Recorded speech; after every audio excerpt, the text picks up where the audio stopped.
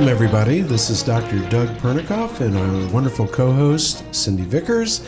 And we're here with Dr. Doug's All Things Animal Radio Show. We have a very interesting topic. I just came from the International Global Pet Expo, which was in Orlando, and it's acres, literally, of new product, pet industry kind of representation. So we thought it'd be an interesting topic to talk about trends in the pet industry. And so we brought a specialist along, our friend Teresa Miller, and she and her husband created Treats Unleashed, which are, I think there are 8 locations now around the city. And I'm going to let you say hi, Teresa, and if you want to start by giving us your website, and we'll repeat that a little bit later, so the guests, if they want to come explore, will know where to find you. So what is that website? Thanks, Dr. Doug. It's treats-unleashed.com. That's simple. It's very simple. Okay. Easy. So treats-unleashed.com. That's good marketing. That is good. Yeah, that's great. Keep it simple, stupid. Oh, okay. And that's Cindy mothering me already early in the show. So, Cindy, do you want to say hi while we're here? Yes, hi. Oh, great. Hi, everybody listening. Hi, Dr. Doug. Hi, Teresa. Thank you so much for coming. Absolutely. Thanks for having me. This is big business we're talking about here with Teresa, so I'm very excited to see how somebody does this. She has a very interesting business model that obviously is working well, and they're growing fast. So what I saw, and Teresa and I were just talking with Cindy a few minutes earlier about the trends in the pet industry.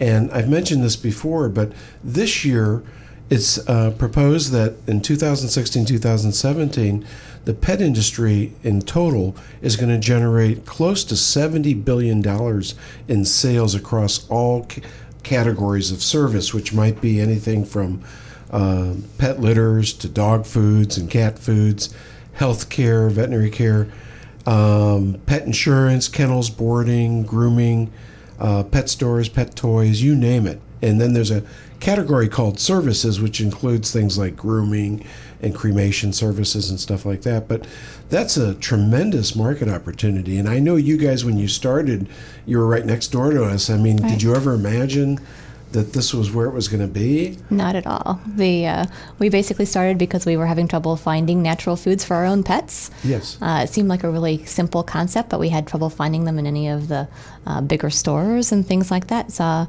opportunity to bring healthy foods to other pet parents like ourselves, and that's kind of how we got started. But the industry has definitely grown. We've been in business now for 15 years. Has it been that long? It has Wow. been, yeah. Wow.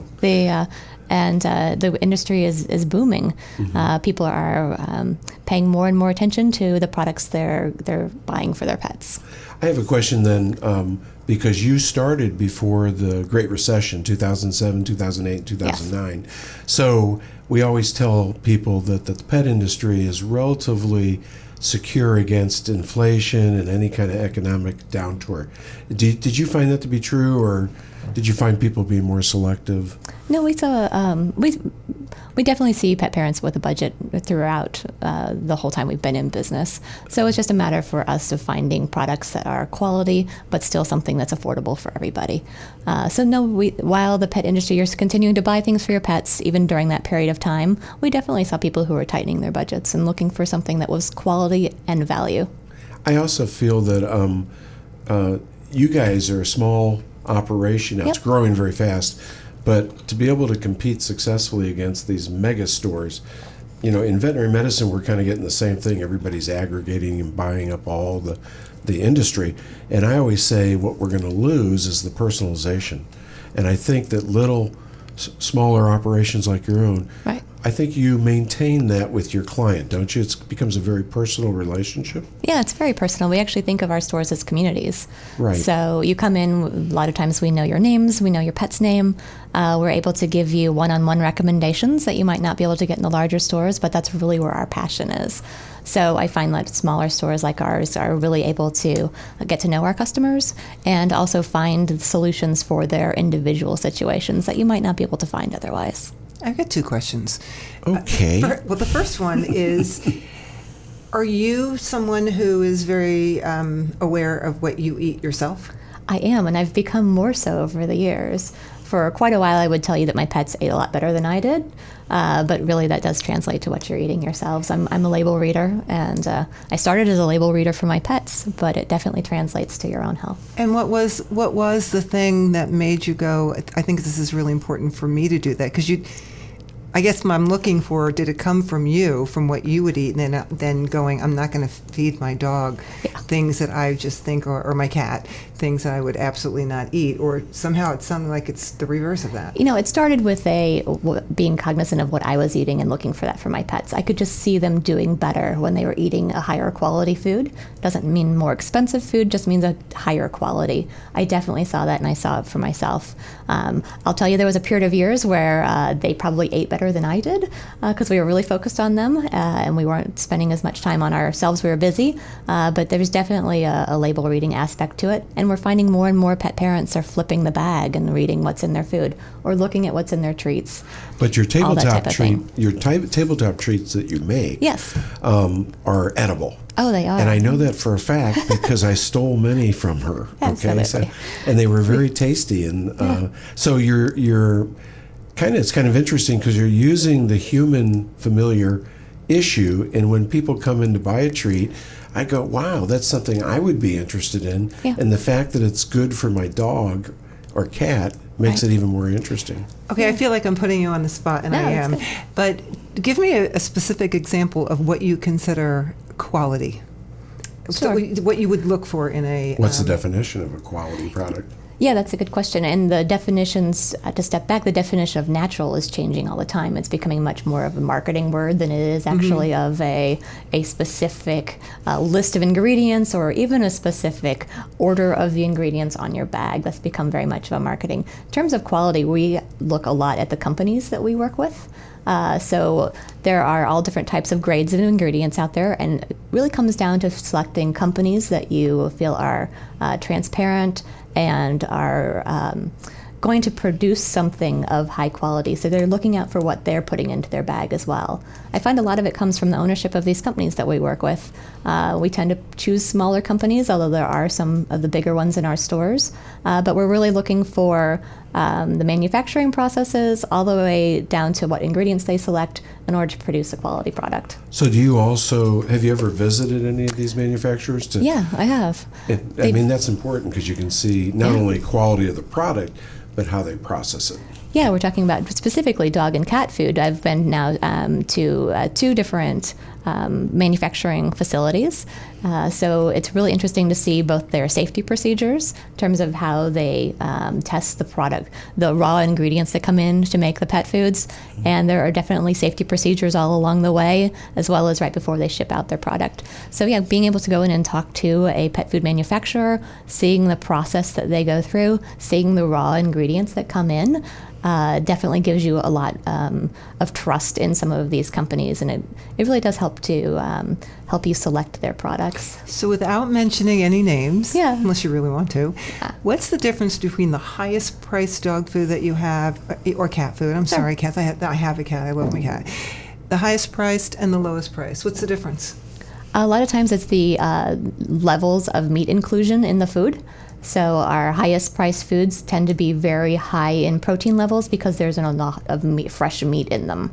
Our lower ones, not that they're worse, but they tend to have more of maybe a little bit lower protein levels, a little bit less meat inclusion. Not that that's bad. It's They'll just use for a other different proteins, substitute Absolutely. proteins. Yeah. Yep. Or they could have equal or similar amounts of protein, but the protein doesn't necessarily come from just meat. Like Same quality, yeah. Well, just get all the amino acids, Yeah. but pick them from different places. Okay. Well, in some cases, kind of a contradiction is from a veterinary perspective.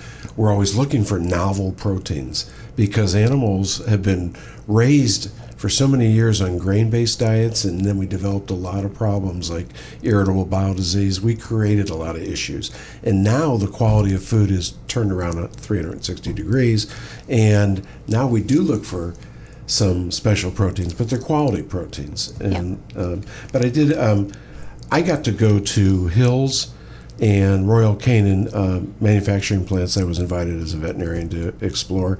And like you said, what amazed me, not only the quality assurance, the cleanliness, but they would keep the trucks that were bringing in the basic elements. I saw literally a line of maybe 10, 15 massive trucks that were bringing in just truckloads of a particular oatmeal or whatever, components that would go into big manufacturing. But they tested every one of those trucks, got a sample test through their lab. They had to sit there for sometimes an hour and a half before they were approved to come in and dump their load. And I thought that was pretty impressive. It is pretty impressive. But you can imagine if you had something that was a perishable ingredient and everything in your manufacturing plant was working perfectly, but your refrigeration was not adequate in your truck. Your plant could be fabulous, and that could ruin it. Yeah, right. One negative is bad. I mean, we all know this in the pet industry. One piece of bad news goes a long way. Mm-hmm. And that's a good point. Teresa, you were telling me that you really focus on U.S.-made products, food, as well as toys and other peripherals. And that's because, again, you have a better sense of security. Yeah, the oversight quality. is a little bit higher. We do U.S. and Canadian-made foods. We find that their levels of oversight are just as high as the U.S., if not even a little bit higher. Mm-hmm. But those two things are very important to us. We also look at where the ingredients are sourced. That's become a big trend in our industry, is the larger pet food companies that are more transparent are telling you where exactly they're sourcing their ingredients. The nothing from China from about 10 years ago is still really important. Where they're sourcing their meats, how those are coming to them is really important to our customers. So, in the interest of trends, which is the theme of our show, what is the trend in well, I guess your industry, not even, you talk about food mainly, that's your primary source of what you sell, right, and treats, but, sure, other things. What's different than maybe 5 years ago or 8 years ago? Is something changing? Well, can I just say, interject? So what I've seen watching their stores develop is that as the stores get bigger, they're also, like you're focused on the pet community deal, which I think is correct. And that means you do provide more service. You've got groomers now, you've got, a broader spectrum of toys and things. Yep. So can you elaborate a little bit on that? Yeah, we found our customers were asking us for grooming. We have self-serve washes in a lot of our stores, but they were asking us for those types of things to make it more of a one-stop shop. If you're coming in for your food or you're coming in for the treats that we bake, we're also able to provide you with some of those services. We do things a little bit different on the grooming side of things in terms of personal appointments. So we see a lot of dogs who have all kinds of anxiety issues who are looking for a little bit more of a quiet space. And that's become a big focus for us. Can I tell you that I just read today that you can actually get a certification now this is for mostly for vet techs, I think, but maybe for groomers, just about more mindfully handling animals so that you would reduce stress in restraining and all the handling that has to do with veterinary care and I would assume grooming, because I know that can be a very stressful thing. I've spent you can't get a lot of by time in it. a grooming salon. I don't think you can get by too much unless you're in the big stores. You can't help it. But to get a quality salesperson or quality service person in the shop that's knowledgeable and knows how to talk animal. And unfortunately, I always tell people in the big pet shops, they have the minimum wage kind of worker, and some are good and some are terrible. And they don't give enough good information, I don't think, to the customer. And that's unfortunately who has to know right and wrong. Yeah, we find a lot of the independents, which is what we kind of call our smaller shops. There's Treats Unleashed, but there's also ones like Four Muddy Paws in the city and Airedale Antics. We spend a lot of time on training our team members to understand exactly not just what's in the product we have, but how that can be helpful to pet parents. If you've got an itching condition and you've talked with your vet and they recommend a certain food, let us help you find it. So there are a lot of different things that independents can do from a knowledge perspective that maybe you can't find in the bigger stores, but that's just because that's our focus. Right. That's what we're looking for, people who are passionate about about helping pet parents and also finding products that work best for those individual pets. I think that's right. I think, again, it goes back to what I believe so strongly in is the pet community concept, that you want people to come in because they know it's consistent service, consistently good quality product whether it's a toy or a foodstuff or whatever. So I think you guys do that really well, and that's why you're achieving such great. Well, and I mentioned this before we went on the air, but one time I was invited to Thanksgiving dinner at somebody's home who, honestly, they had everything. And you couldn't even bring a bottle of wine. So I bought, and they had a dog that they really loved, and so I went to, in fact, Treats Unleashed and got this really pretty bakery box filled with, looks like all these lovely baked goods that for people, which would have been fine if they ate them, but it was really for the dog, and I was like, yay. Cool. No, I think I got a gold star for that. One of the reasons we developed our own treat line, too, was that people want to know where these products are coming from. I can tell you exactly what's in them because I made the batch this morning. I can tell you that the eggs come from the grocery store. I can tell you where all of the different things come to. So there's no mystery. Right. A lot of times there's pet parents get concerned about what's in the bag. So along with the foods that we carry, the treats that we make really solve that problem for somebody because they can see us making them. We can tell you exactly what's in them. Well, and you said, you have to talk about your convention, but that one of the trends is also even more so pets are being treated as family members and probably as children. So that really goes hand in hand with, this animal is so important to me that I'm going to go buy it a treat at the store. I mean, it's going to be a pretty treat too. And well, that's how we're great going to. food. I totally agree, and we're going to take a break in just a moment, and we'll come back and we'll talk more about what these trends are and how they're influencing stores like Treats Unleashed. So it's Dr. Doug Pernikoff, Cindy Vickers, and our wonderful guest, Teresa Miller from Treats Unleashed, and we'll be back in just a moment.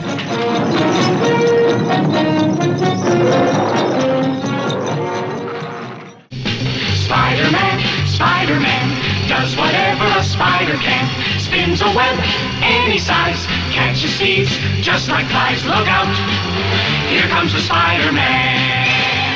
Welcome back, everybody. It's Dr. Doug Pernikoff of All Things Animal Radio Show. Dr. Doug's All Things Animal Radio. And again, we've been speaking with Teresa Miller of Treats Unleashed and my wonderful, beautiful co-host, Cindy Vickers. And we're going to continue our discussion on trends in the pet industry. And Teresa and her husband have built an amazing business called Treats Unleashed. Again, there are 8 stores around the city, and they're growing fast, but they are a place that really specifies quality, consistent product and service, and I think if you guys are looking for a place to explore, that's where you need to go. So in my studies, I noted that some of the trends that I found are that the first and most important that's happening for the last couple of years is that most of the pet households think of their pets as people or family. And I know, how does that influence the way you select product or toys or services? Well, we find people are looking for higher quality because their pets are now members of the family. They're not just a pet any longer. Mm-hmm. So they're looking for that really soft bed, or they're looking for a pretty collar to go out on the town in.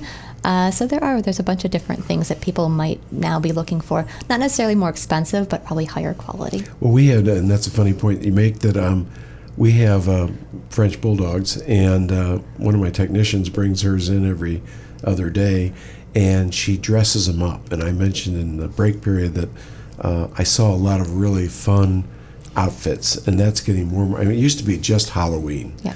But now there's amazing stuff, and these dogs look like little babies dressed up. It's really fun. It's true.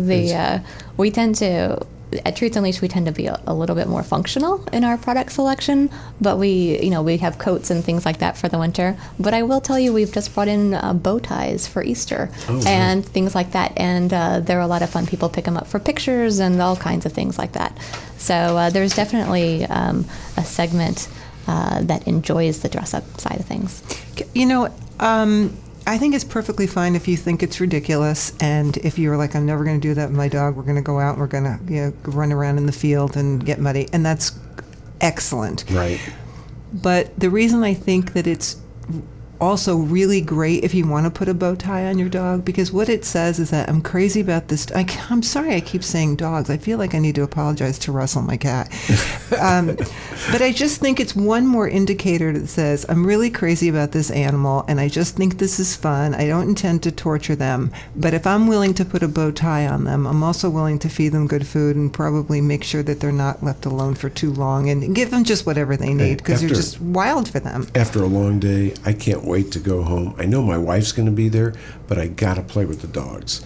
And they just overwhelm me. And they kiss me, and I'm just really open about all that stuff. But we just have so much fun. And, my kids even say, well, why do you treat these pets like they're humans? And I said, well, because you abandoned us, and they didn't. So I wanted to ask you, Teresa, so in the marketing, you're competing again with Amazon.com. You're competing with all the eBay and all the stuff. Do you use much digital marketing to reach out to your people? We tend to rely on social media as opposed to just the ads in every scope of things. We do a lot on social media, but again, it comes back to us, to community. So it's a way to work with some of the rescue groups here in town. It's a way to work with different events and different local businesses and things. So we're very active on Facebook, very active now on Instagram, which is a great way to share a photo of your photos. pet. Yeah. Yeah. Now, I don't know Pinterest, but doesn't that also do photos? I was told. Pinterest does do photos, exactly. Yeah. Different, yeah. Yep. Why are you laughing at me? Well, I know that you don't do it because of the way you just pronounced it. I'm not familiar with Pinterest. Pinterest? Is that it? Well, I don't know. I'm not a millennial. I'm an old guy. What do I know? So on other freak. Yeah, some other trends I read were that actually smaller animals are being preferred over the larger dogs, and cats don't matter so much; they don't get too much larger. But do you find that also is a trend in your stores? We're not seeing it as much as I hear when I have talked with friends who have stores on the East Coast and the West Coast. That's a huge thing right now, especially in big urban areas, to have these smaller dogs. We see pets probably like you do in all sizes. Right.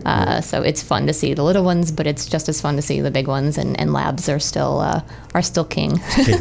What do you do if you have an aggressive dog in the grooming shop?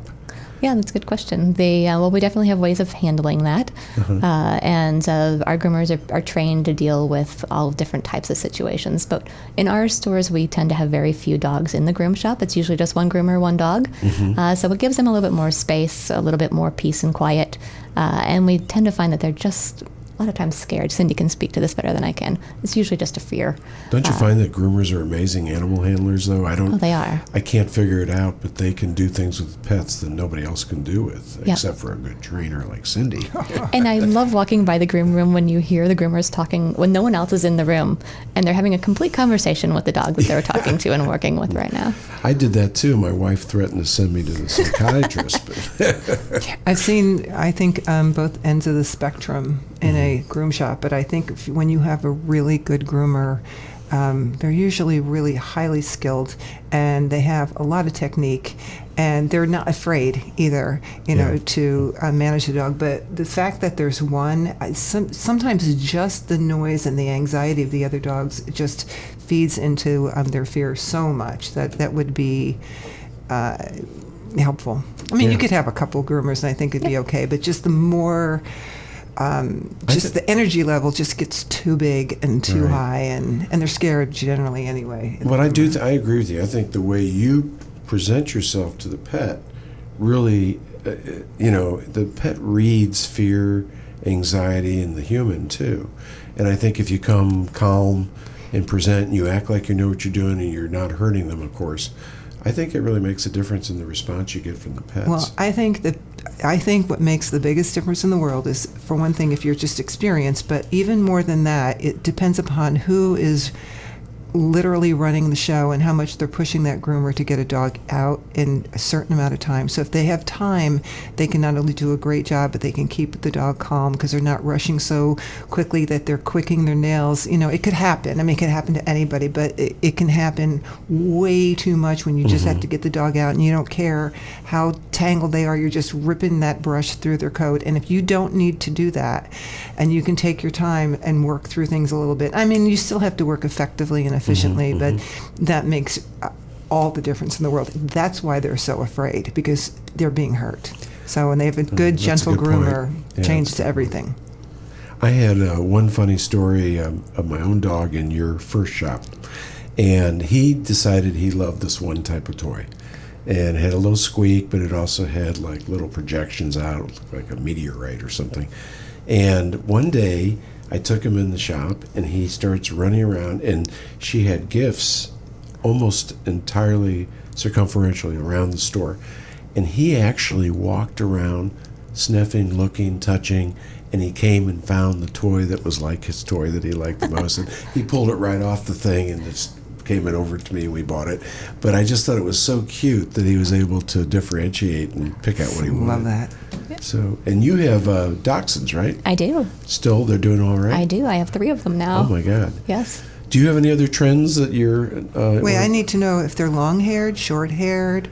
I'm a short-haired. No, okay. what's the Oh, wire-haired? Wire-haired. Mine are all short hair, and they're none of them are pure dachshunds. They're all dachshunds of a Rescue-based. sort.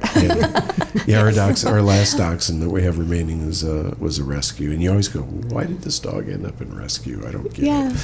But any other trends that you're interested in? That I'm interested in, because that's really all we should talk about. Well, I'd like to know, like, what else is out there that, what are people buying for their pets? Is there something sort of different or new, or, because, I don't know what's the, like, cool thing. You mean aside from food? Why are people, aside from what are they food. exploring in your store? What do you think they're looking for? Yeah, we find that people are a lot of times they're looking for something interactive to help keep their pet busy. Maybe you work all day long and you're looking for something, especially those really smart pets who might get themselves into trouble if they're bored all day long. So the interactive feeding, so bowls and things like that take them a while, or they have to work out the way to get the food out of them, have become really popular. Great for smart pets. And just other types of toys that will keep them busy. Maybe not something that you would chew up, in the first 10 minutes, but something that would actually keep you busy during the day and make you think. So that's a big one for us. So there's a lot of new. I saw at the expo. You may have seen this, but there are a lot of new food dishes for dogs. They're always worried about dogs eating too fast and gulping down, but that's what they do. They're carnivores. But the dogs, the big breed dogs, if they are bending down too much, they're more prone to bloating up. So I saw all these devices that made it was almost like a trial to get the food out. Yeah. Do you carry those products too? We do. We have a few that look like a maze. Yeah. So it just basically slows them down and makes them think a little bit more. We do have a variety of them, and then some of the products on the market actually allow you to kind of take it in steps. So, you might make it an easier one right now, and then once they figure it out, you can turn up the difficulty, I guess you'd call it, so that the next stage, or, when they get to that point, you can still use the same toy. You don't have to get to the next toy. You don't have to buy anything new. You can just kind of up the difficulty and make them either slow down eating or make them think a little bit. Is anything changed with crates? Or the crates look pretty much the same. They're either kind of enclosed or they're the wire crate, or is there like a new cool? I mean, I do have the one that I want to tell you about, but What do you that think, sort of same old, Teresa? same old? They're about the same. About the only innovation we've seen are the crate covers. So if you've got a dog who likes to nest a little bit, and maybe they like a darker crate, you can put a cover over it, and they have some covers that are made specifically for those size crates. I saw some more flexible stuff, and I saw one that had an opening for the head of the dog to stick out, and I thought I didn't think it was something I would want. I never thought about that, but I would think that maybe a crate cover possibly would be safer than just putting a blanket over it, because the blankets are too loose and you could pull them through. I think that's a good point, yeah. The I don't crate know cover that that's itself would so, be basically fits to that size of Yeah. the crate. Helps those dogs who maybe need a little space of their own and want to go somewhere. And or I know we always used ours when we had a puppy, and she didn't sleep well through the night. So adding a crate cover was a huge help. Well, I think this has really been interesting, and I think the greatest takeaway for me was that it was fun to explore and see what people think about. It's their human creativity that drives these product developments. We're going to take a break, and we'll be right back, and we'd love for Teresa to stay with us, and we're going to talk a little bit about crazy behaviors in the home. So we'll be At back. the door. At the door only? Door Okay. only. Okay. This is Dr. Doug's All Things Animal Radio Show. with Mother Teresa and Cindy Vickers. See you soon. You'll find the Spider-Man.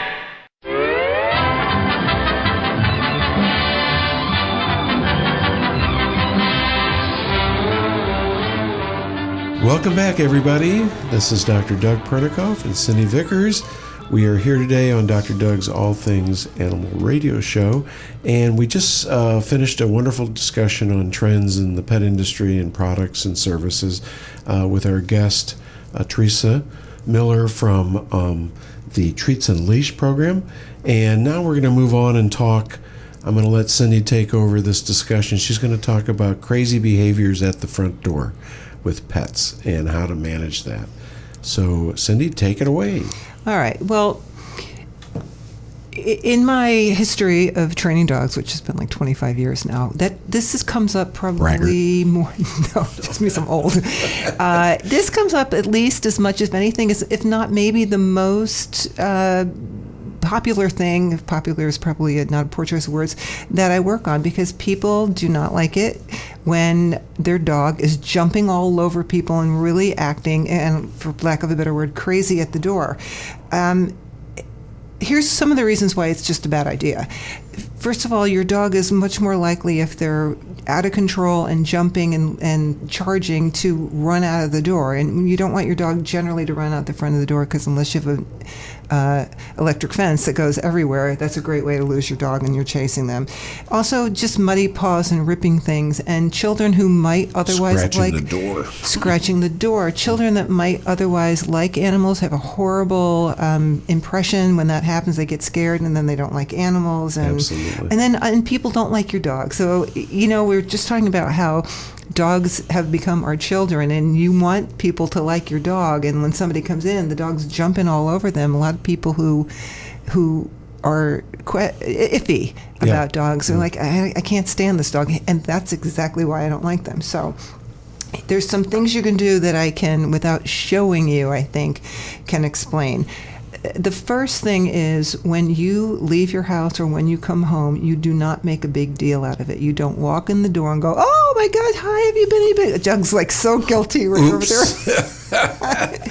I can't wait to do that. But not, well, if you don't have a problem, then it doesn't matter. But if you have a lot of anxiety and behavior that you don't like at the door, you want to take all that anxiety away from your coming and going right at the door. Right. So you walk in, you essentially do nothing except try to turn away from them. And then when you've been home for a minute, go in, put your keys down, put your purse down or your phone or whatever, and then go greet the dog, but don't do it right in that doorway. And when you leave, don't make a big deal, because you're just creating anxiety about the fact that you walked out of the house or you walked back in the house. So that's the very first thing that you do. And then something you would also train hand in hand with this are things like leave it, and I'd almost have to show you how to do that with a treat in your hand, not with your leash, and not where you're yanking on the dog's neck to pull them away from something, roadkill. You start with a treat in your hand, and you just get your dog to back away from something that they're interested in. So you're starting to teach some self-control. There's a few other exercises that really help self-control, but the big one is sit and accept praise. So your dog has to know sit, but most dogs do. So when the dog sits, you reach down, you start to pet them, and the moment they even begin to get up, you pull your hands away kind of dramatically and step back. And then you keep doing that. You might do it 5 to 40 times, where you start to pet them, they start to move, you take your hands away, and then they start to learn that when I sit calmly, people will pet me. Otherwise, a negative consequence, just like in kids. No.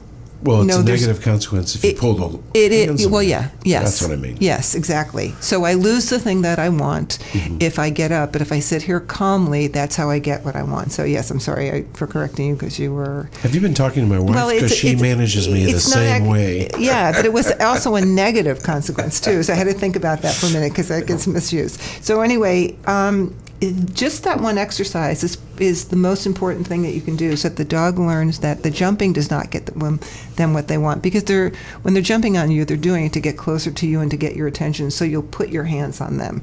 So you quit doing that, and then once you do sit and accept praise, and you do this periodically throughout the day. It doesn't have to be at the door. You start doing it with knock on the door and just do the sit and accept praise and make different noises at the door. That moves to a downstay and knock on the door, and then a downstay when you open the door, and a downstay when the doorbell rings. So the doorbell eventually becomes a cue to go lay down, and you pick a specific place in your house that's pretty obvious, like particularly if you had a rug But you're saying, are you saying the dog will learn that when someone knocks on the door, they go to a downstay? Yes. And they go, oh, that's interesting. Yeah, and I train that. I do that with pretty much every single person I work with, is to learn to do a downstay in response to the doorbell. And you just make sure that you have the dog close enough to you so you could get to them quickly, like to go, oops, no, lay down, but not so far away that you can't see them or they can't see you, but you want them far enough away from the door that you can easily open the door, somebody can step in without crowding the dog. And that is so impressive when people walk in the door. It takes a little bit of patience to train it, but it's not really difficult to train. There's not a dog that can't do it. And once they do it, all those behaviors go away, and then you release the dog from the downstay when you sort of feel everything get a little bit quieter, sort of energetically in the house. And then the dog, I like to teach them to something like say hello. Mm-hmm. And say hello could be the way you release them from the downstay, but it also means you're going to be able to go see this person and they're going to pet you now. But they're already calm, so they can walk up and kind of present their head, and somebody says hello, and it's just a happy thing. And people think you have a really cool dog when you do that. It might be the only thing that they know how to do. So, Teresa, you were telling us a story. Is that the same kind of problem, or is it different? I think mine's a little bit different. When you mentioned this, I thought Cindy would be able to help me, and you probably can. I have a dog, Dachshund, who's about 15 pounds, and when the UPS man comes to the door, he basically body slams himself up against the door in anticipation of this person coming to the door, and not in a good way. Not, yay, I'm so glad to see you, but bark, bark, bark, body slam. All right. Well, there's two things. When people call me and ask about either one of these two things, sometimes I want to say, let me give you somebody else's number.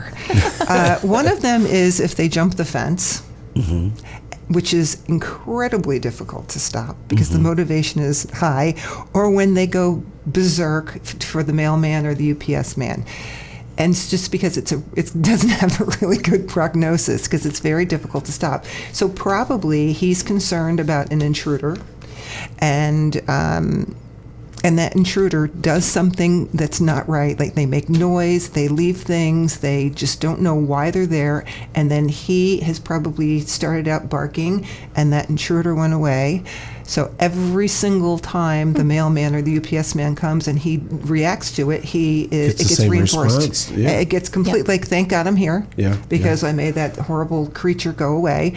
And so he's gotten to the point where he's like, I really have to care for this. I mean, I'm going to have to knock the door down to get rid of this. So, would he bite, or would it just be a false kind of presentation?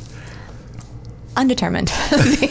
You don't want to take it that far. We don't let it happen. But we did catch ourselves every time he came to the door, we would pick him up. Well, that's a bad consequence too, because he likes being picked up. And so that didn't really help anything. So we were like, now we've got it for bad behavior. So then we were like, okay, nobody picking him up.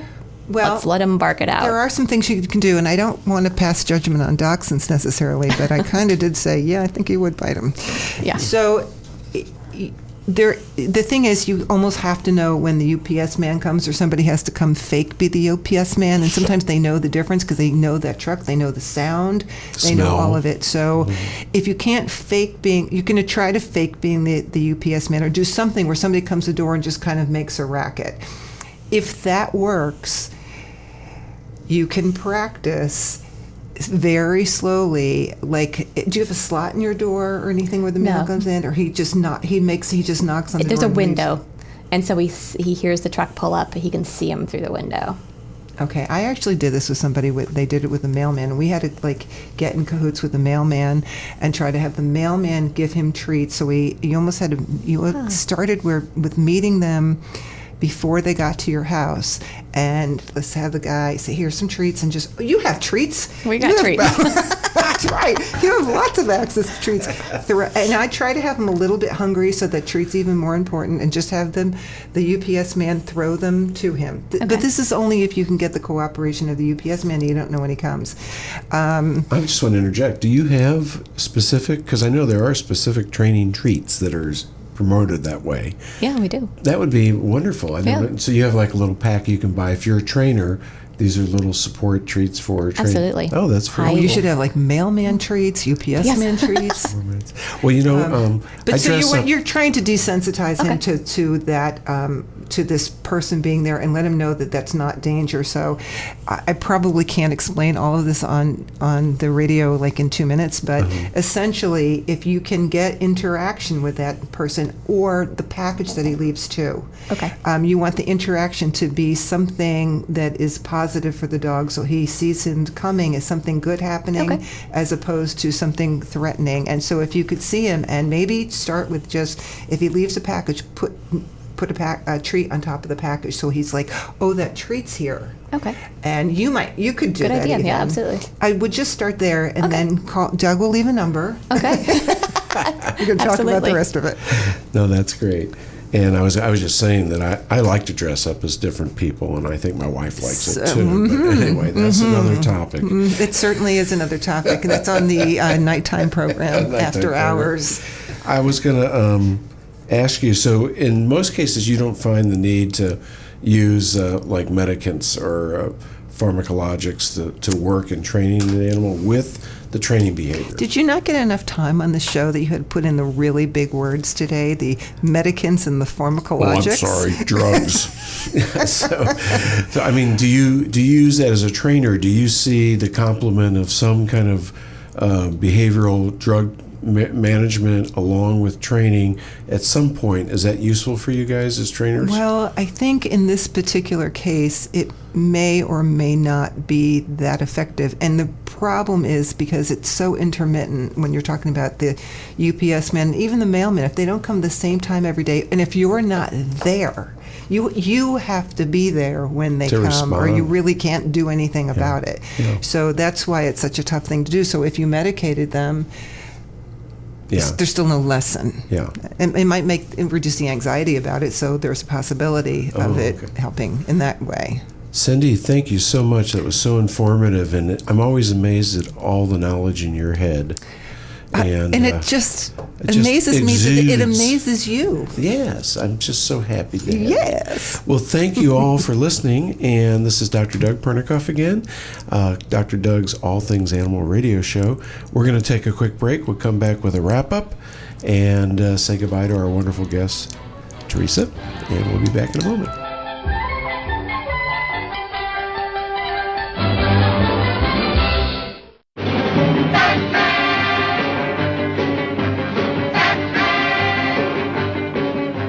Welcome back again, everybody. This is Dr. Doug Pernikoff of All Things Animal Radio Show, Cindy Vickers, and I want to start by thanking our very special guest, Teresa Miller, and she's representing Treats Unleashed. She and her husband, again, have developed a wonderful program. Do you want to reiterate your website contact so people can find you guys? Sure, you can find us online at treats-unleashed.com. We're also on Facebook and Twitter and Instagram, which is a great place to post your pet photos. And you definitely want to explore. They do everything that's pet community based, and their foundation is excellent dog food quality and stuff like this, but they have so many other interesting aspects to their business. I think it's what we were talking about earlier. It's a lot more fun to go into a store that's very personal and kind of the neighborhood store concept rather than sometimes going to the big mega stores isn't as much fun. But you gave us a lot of wonderful information, and we really appreciate it. We wish you the best of luck. And the you. new, there's 10 stores now, right? There are a total of 10, and we are opening an 11th one in Kirkwood in June. Well, that'll be great. Can't wait, because I'm going to be the manager. I just want to know where to invest. That's the point. But, Oh, yes. Good point. and then I want to thank Cindy for the last segment we just worked on that had to do with crazy behaviors, especially at the door. And I thought you gave us a lot of good insight into how to manage those critters. I don't know if I have the discipline to do it, because I do everything wrong as you described. No. And meanwhile, I've got a scratched up door. I've got people, my wife will tutor, and they're scared to death because the dogs are banging at the door. So everything you told me not to do, I do. But it's interesting to know there are alternatives. Well, at least you're consistent with that. Everything I tell you not to do is what you do. Consistently bad.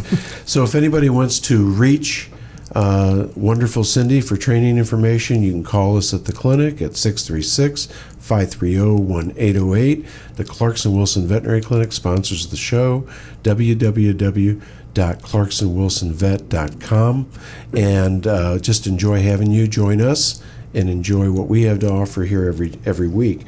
Our next segment, we're going to talk about specialty service programs that involve pets helping humans and reciprocating back and forth. So I'm pretty excited about that, and I just want to thank everybody for being here and listening with us.